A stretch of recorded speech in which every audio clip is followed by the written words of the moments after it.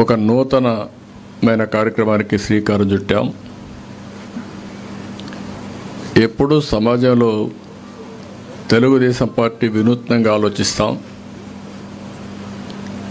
కొత్తగా ఏ కార్యక్రమం తేవాలన్నా అనేక ఆలోచనలు చేసి అధ్యయనం చేసి అలాంటి కార్యక్రమాలు తీసుకురావడం తెలుగుదేశం పార్టీకి అలవాటు. అదే సమయంలో సమాజంలో అందరి భవిష్యత్తు దృష్టిలో పెట్టుకొని ఏం చేస్తే వాళ్ళకు ఉజ్వల భవిష్యత్తు ఉంటుందో అవన్నీ ఆలోచించి అనేక కొత్త పథకాలు, ఇంకొక పక్కన అనేక కార్యక్రమాలు, సంస్కరణలు తీసుకొచ్చిన పార్టీ తెలుగుదేశం పార్టీ. అందులో మహిళలకి తోబుట్టుల అనేక కార్యక్రమాలు చేపట్టి వాళ్ళ భవిష్యత్తు బంగారు భవిష్యత్తు చేసిన పార్టీ తెలుగుదేశం పార్టీ.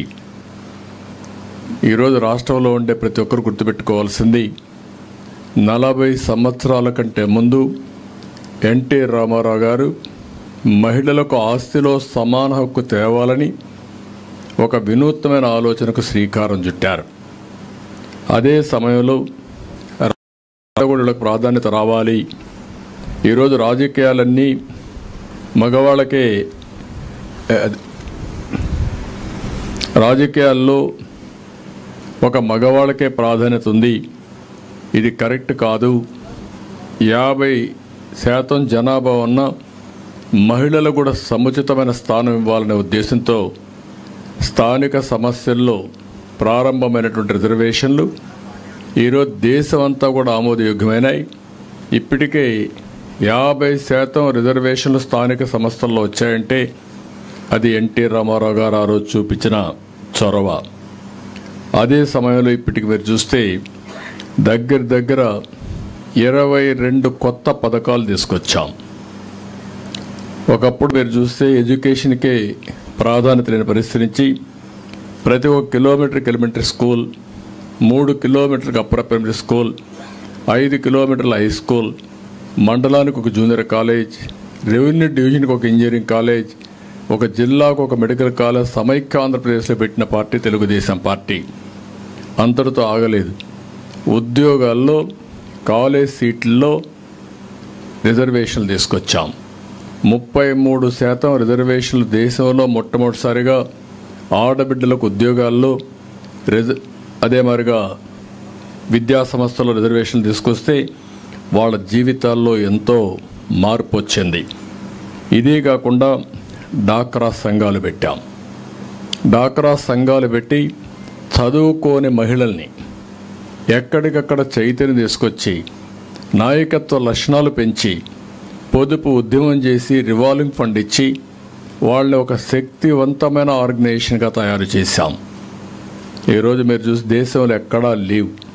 ఏ ఊరికి పోయినా ఏవైతే డాక్రా సంఘాలు ఉన్నాయో, సెల్ఫ్ హెల్ప్ గ్రూపులు ఉన్నాయో ఇవి ప్రపంచానికే ఆదర్శమైనాయి. భారతదేశం మొత్తం వీళ్ళు వెళ్ళి అక్కడుండే మహిళల్ని మోటివేట్ చేసే పరిస్థితికి వచ్చారు. ఇంట్లో ఏదైనా అవసరాలుంటే ఆర్థిక స్వావలంబనతో వాళ్ళ కుటుంబాన్ని ఆదుకునే పరిస్థితి తీసుకురావడం జరిగింది.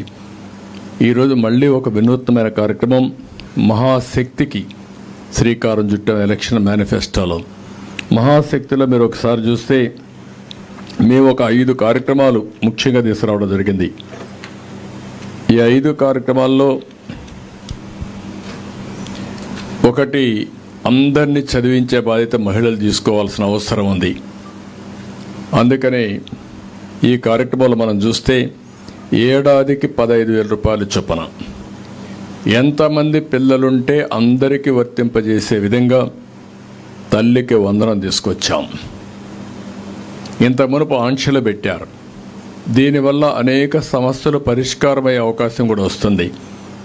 అంటే ఒక కుటుంబంలో 2-3 పిల్లలుంటే మగ పిల్లల్ని చదివించడం, ఆడపిల్లల్ని పెళ్లిళ్ళు చేసి బాధ్యత తప్పించుకోవడం ఇలాంటి జరిగే సమయంలో ఇంట్లో ఎంతమంది ఉంటే అంతమందిని చదివించే అవకాశం వస్తుంది. దీనివల్ల ఆడపిల్లలకు ఈ గౌరవం దక్కుతుంది, వెసులుబాటు వస్తుంది. అదే సమయంలో నేనే ఆ రోజు దీపం కార్యక్రమం తీసుకొచ్చాను. మా ఇంట్లో మా తల్లిని చూసేవాడిని. చిన్నప్పుడు చాలా కష్టపడేది. అలాంటి సమయంలో నేను ముఖ్యమంత్రిగా సమైక్య ఆంధ్రప్రదేశ్ ఉన్నప్పుడే ఇంటింటికి వంట గ్యాస్ ఇవ్వాలని ఉచితంగా గ్యాస్ సిలిండర్ని నేను ఆ రోజు శాంక్షన్ చేసి ఇంటింటికి ఇచ్చాను. అదే మరి సబ్సిడీలు ఇచ్చాం. దీనివల్ల ఎక్కడైతే కట్టెల పొయ్యి పెట్టే అవసరం లేకుండా పోయింది. నాగరిక ప్రపంచంలో ఒక్క అడుగు మహిళలు ముందుకేసే పరిస్థితికి వచ్చారు. కానీ ఈరోజు మళ్ళీ రేట్లు పెరిగిపోయి గ్యాస్ కనెక్షన్ కూడా ఇంట్లో పెట్టే పరిస్థితి వస్తే ఈరోజు మళ్ళా ముందుకు వచ్చాం. 3 గ్యాస్ సిలిండర్లు ఉచితంగా సంవత్సరానికి ఇవ్వాలని ఒక నిర్ణయం చేశాం. దీనివల్ల దగ్గర ఒక 3,500 కోట్ల రూపాయలు ఆదా అయ్యే పరిస్థితి వస్తుంది. ఇది కాకుండా మహిళలు ఎక్కడికి వెళ్ళినా ఉచిత ప్రయాణ సౌకర్యం ఏర్పాటు చేశాం. ఒక నమ్మకం, బయట పోతే ఒక గౌరవం ఉండాలి. అదే మరి మహిళలకు సముచితమైన గౌరవం ఇవ్వాలన్న ఉద్దేశంతోనే ఉచిత ప్రయాణ సౌకర్యం ఏర్పాటు చేశాం. ఇది కాకుండా ప్రతి ఒక్క మహిళ 18 సంవత్సరాలు పూర్తయిన అందరి మహిళలకు 59వ సంవత్సరం వరకు నెలకు 1,500 రూపాయలంటే సంవత్సరానికి 18,000 రూపాయలు ప్రతి ఒక్క మహిళకి ఇస్తున్నాం. ఆ ఇంట్లో ఎంతమంది ఉంటే అంతమంది మహిళలకు ఈ డబ్బులు ఇస్తే వాళ్లకు ఇది ఒక వెసులుబాటు వస్తుంది, పెట్టుబడి నిధిగా వస్తుంది, వాళ్ళు చేయాలని పనులు చేసే పరిస్థితికి వస్తుంది.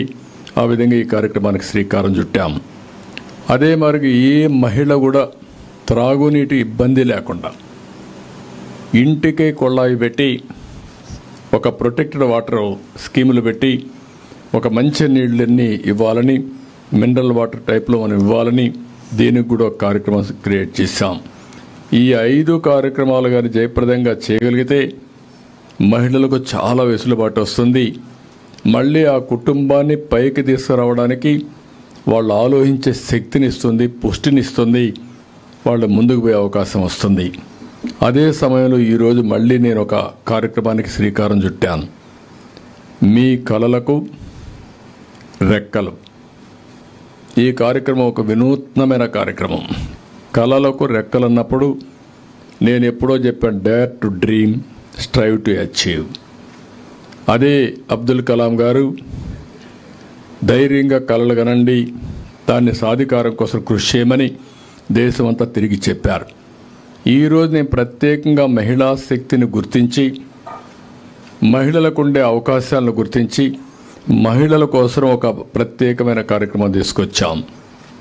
ఇది మామూలుగా అందరూ కూడా ఇంటర్మీడియట్ చదువుకోవడం, అక్కడి నుంచి పెద్దల ప్రోత్సాహం లేకుండా పోవడం, నిధుల కొరత రావడం, ప్రభుత్వాలు కూడా ఉదాసీనంగా ఉండడం, అంటే వాళ్ళకు ఆలోచనలు ఉన్నాయి, ప్రపంచంలో రాణించే శక్తి ఉంది, ప్రపంచానికి సేవ చేసే నాలెడ్జ్ ఉంది, అదే మరి ఒక కళ కూడా ఉంది వాళ్ళందరికీ. కానీ ఆ కళలు సాధికారం కావాలంటే ఎక్కడికక్కడ ఆర్థిక ఇబ్బందులు, కుటుంబంలో నిరుత్సాహం, చదివించాలంటే ముందుకు రాకుండా పోయే పరిస్థితి వస్తూ ఉంది. అందుకే ఈ కార్యక్రమంలో మీరు చూస్తే మొత్తం ఎవరైతే ఆడపిల్లలు చదువుకోవాలనుకుంటారో గవర్నమెంట్ స్కూల్స్ కానీ గవర్నమెంట్ ఇచ్చే స్కాలర్షిప్లని తీసుకుంటూనే ఇంకా బాగా చదువుకోవాలి, లేకుంటే శిక్షణకి వెళ్ళాలి, స్కిల్ డెవలప్మెంట్కి వెళ్ళాలి, అదనంగా నాలెడ్జ్ నేర్చుకోవాలి అనుకునే ప్రతి ఒక్కరికి ఎంత డబ్బులైనా తీసుకొని చదువుకునే విధంగా తెలుగుదేశం పార్టీ ఒక కార్యక్రమాన్ని తీసుకొచ్చాం. దీనివల్ల వాళ్ళందరూ బ్యాంకు లోన్ తీసుకుని స్వేచ్ఛగా వాళ్ళు చదువుకునే అవకాశం వస్తుంది. ఏదో స్కాలర్షిప్లు అంటే ఒక 10 కోట్లు 20 కోట్లు ఇవ్వడం, మధ్యలో దాన్ని నిలిపేయడం, వీళ్ళు చదువుకు ఆపేసే పరిస్థితికి వస్తున్నారు. ప్రపంచంలో బ్రహ్మాండమైన అవకాశాలు ఉన్నాయి. నాకు ఒక విశ్వాసం కూడా ఉంది. 25 సంవత్సరాల కంటే ముందు ఇచ్చిన విజన్ ఈరోజు ప్రపంచం మొత్తం తెలుగు కమ్యూనిటీ హైయెస్ట్ పరికారం ఉంది. మీరు అమెరికాకు పోయినా, ఆస్ట్రేలియాకు పోయినా, ఆఫ్రికాకు పోయినా, ఎక్కడన్నా ఒక పాష్ లొకాలిటీ ఉందంటే ఆ దేశంలో ఎక్కువ తలసరి ఆదాయం ఎవరికన్నా వస్తూ ఉందంటే అది భారతీయులు, అందులో అగ్రస్థానాన తెలుగు వాళ్ళు ఉన్నారు. ఇది గర్వకారణం. ఇందులో మళ్ళీ ఒకప్పుడు ఆడపిల్లలందరూ ఇంటికే పరిమితం అయ్యేవాళ్ళు, ఉద్యోగాలు చేసేవాళ్ళు కాదు. అంటే వీళ్ళు చదువుకోకుండా ఒక గృహిణిగా ఉండిపోయేవాళ్ళు. ఈరోజు మగవారితో సమానంగా ఆడపిల్లలు పనిచేసే పరిస్థితికి వచ్చారు. నేను చాలామందిని అనేక సందర్భాల్లో ఇంటర్వ్యూలు చేశాను, ఎంక్వైరీ చేశాను. భార్యాభర్త ఇద్దరు ఐటీ ప్రొఫెషనల్స్ అయితే ఎవరికి ఆదాయం ఎక్కువ వస్తుందంటే పోటీపడి సంపాదించే పరిస్థితికి వచ్చారు. ఒక విధంగా చెప్పాలంటే చాలామందిని చూసినప్పుడు మగపిల్లల కంటే ఆడపిల్లలకే ఎక్కువ ఆదాయం వస్తూ ఉంది. అంటే దీన్ని బట్టి మనం ఆలోచించుకోవాల్సింది, ఏ విషయంలో కూడా ఆడపిల్లలు తక్కువ కాదు. కానీ వాళ్ళకు మెరుగైన అవకాశాలు ఇవ్వడం, రైట్ టైంలో వాళ్ళని ప్రోత్సహించడం, వాళ్ళని ఎక్కడికక్కడగా ఎంకరేజ్ చేయగలిగితే బ్రహ్మాండంగా విజయాలు సాధించే పరిస్థితికి వస్తారు. ఈ కార్యక్రమం కోసం ఎంత డబ్బులైనా ఆ డబ్బులంతా గవర్నమెంట్ గ్యారంటీ ఇస్తాం, వడ్డీ అంతా గవర్నమెంట్ కడతాం. అది 5,000 కావచ్చు, 10,000 కావచ్చు, ఎంతైనా సరే కడతాం. ఎన్ని వేల కోట్లను ఖర్చు పెడతాం.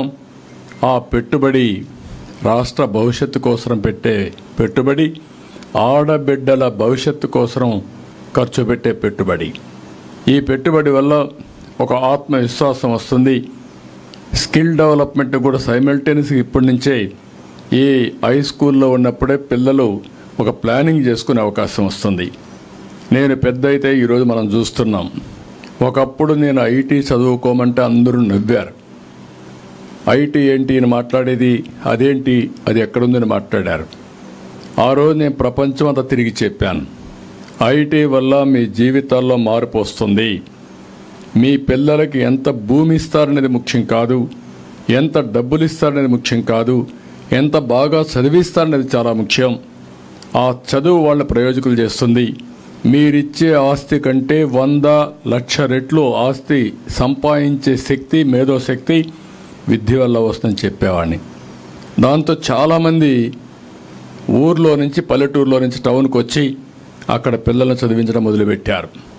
ఆ పెట్టుబడి ఈరోజు బ్రహ్మాండంగా ఉపయోగపడి వీళ్ళు విదేశాలకు సెటిల్ అయ్యి అక్కడ డబ్బులు సంపాదించి ఆ డబ్బులు ఖర్చు పెట్టి ఇంట్లో ఇల్లంతా ఊర్లో ఇల్లు కట్టడం, పేరెంట్స్కి ఒక కారు తీసేయడం, వాళ్ళు కూడా హాలిడేస్ రావడం, ఇంట్లో వాళ్ళతో గడపడం, ఇలాంటివన్నీ జరిగే పరిస్థితి వచ్చింది. ఒక విధంగా చాలామంది నన్ను విమర్శిస్తూ ఉంటారు, మీ వల్ల తెలుగుదేశం పార్టీ ఓట్లన్నీ కూడా విదేశాలకు వెళ్ళిపోయినాయి, దీనివల్ల నష్టపోయారని. నేను నష్టపోయాను, కానీ అదే నా సంకల్పం. అందుకనే ఈరోజు నేను చేసే పని ఆడబిడ్డల వెలుగు కోసరం, ఒక భవిష్యత్తు కోసరం. భవిష్యత్తులో ఎక్కడ పోయినా ఒకప్పుడు మీరు చూస్తే నేను ఆ రోజు చదువుకోమంటే కూడా ఆడపిల్లల పెళ్ళిళ్ళు చేయాలంటేనే అది ఒక సమస్యగా తయారయ్యేది. అలాంటిది ఈరోజు వరకట్నం రివర్స్ ఇచ్చే పరిస్థితికి వచ్చారు. ఆడపిల్లల్ని కట్నం అడిగే పరిస్థితులు లేరు. ఏ తల్లి అయినా సరే, ఏ తండ్రి అయినా సరే, నేను అడుగుతున్నా, ఒకే క్వశ్చన్ అడుగుతున్నా, ఆడబిడ్డల పరిస్థితి 25 సంవత్సరాల కంటే ముందు ఎట్లుంది, ఈరోజు ఎట్లుంది, మీ గుండె మీద చేసుకొని చెప్పమని కోరుతున్నా. ఏ ఆడబిడ్డ అయినా, ఐటీ చదువుకున్న ఆడబిడ్డ కానీ, బాగా చదువుకున్న ఆడబిడ్డ ఉంటే కట్నాలు అడిగే పరిస్థితి ఉందని అడుగుతున్నా. ఒకప్పుడు మగపిల్లలు ఆడపిల్లల్ని సెలెక్ట్ చేసుకునే పరిస్థితి నచ్చితే, ఈరోజు ఆ పరిస్థితి లేదు. పెళ్లి చూపులని ఇవన్నీ పెట్టి ఇప్పుడు ఆ పరిస్థితి లేకుండా పోయింది. ఆడబిడ్డ మగవాడిని నచ్చితేనే చేసుకునే పరిస్థితికి వచ్చింది. అంటే ఎంత వ్యత్యాసం వచ్చిందో మీరు గుర్తుపెట్టుకోవాల్సిన అవసరం ఉంది. సమాజంలో ఎప్పుడు కూడా ఆడపిల్లలు కానీ మగపిల్లలు కానీ సమానంగా చూడడం, సమాన హోదా ఇవ్వడం, భవిష్యత్తు కూడా ఇద్దరికి సమానంగా కల్పించడం, తద్వారా మనం దేశ అభివృద్ధికి దోహదం చేసిన అవుతాం. దీనివల్ల ఎకానమీలో మెరుగైన ఫలితాలు వస్తాయి.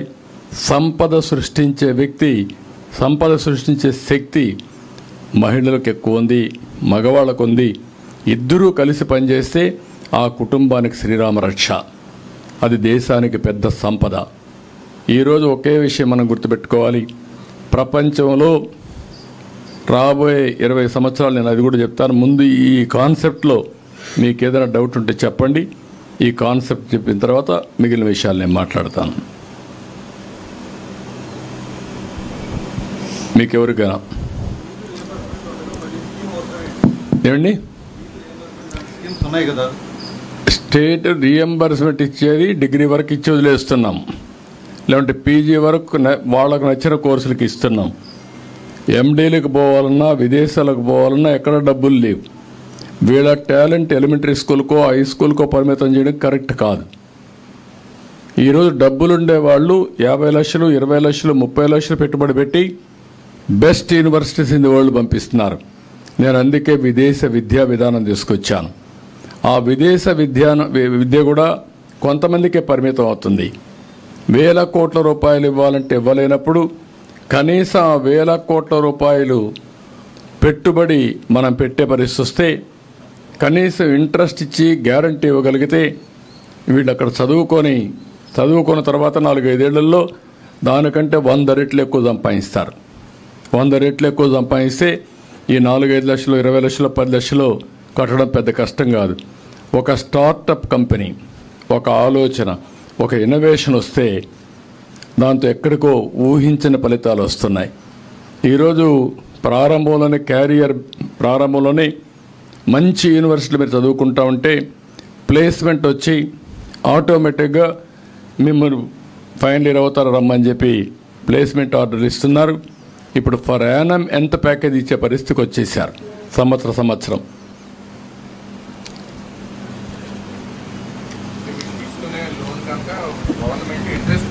ఇంట్రెస్ట్ పే చేస్తుంది, గ్యారంటీ ఇస్తాం, వాళ్ళు ఉద్యోగాలు వచ్చిన తర్వాత రీపే చేసుకుంటారు. మళ్ళా మామూలుగా ఉండే స్కీములు అవన్నీ ఉంటాయి. ఇది ప్రత్యేకమైన స్కీమ్ అనమాట. Above that